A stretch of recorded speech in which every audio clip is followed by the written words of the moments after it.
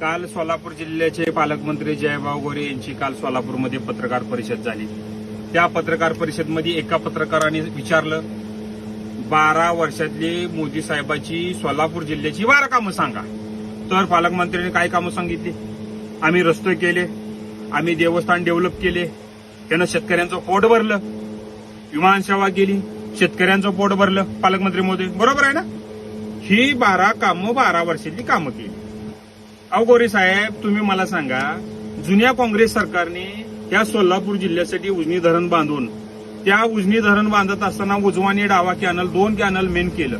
त्या 2 डावा main canal केल्यानंतर परत त्या शेतकऱ्यांच्या रानात सगळ्यांचं छोटे छोटे फटं उभा केलं. शेतकऱ्यांना पाणी द्यायचं काम जुन्या काँग्रेस सरकारनं केलं. जवळपास ती 100 वर्ष झालं, अजून पुढे बी नाव निघणार.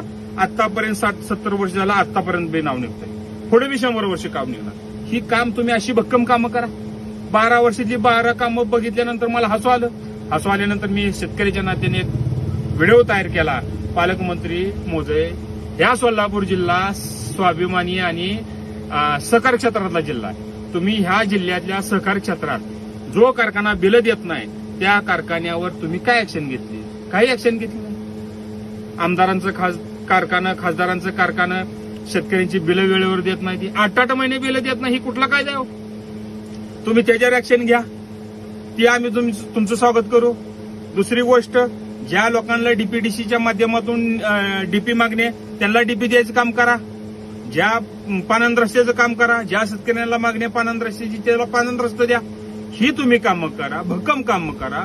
पुढलं 50-60 वर्ष तुमचं नाव घ्यायचं, तुम्ही कामं करून दावा गोरे साहेब, तुमचं सरकारनं आणि तुम्ही.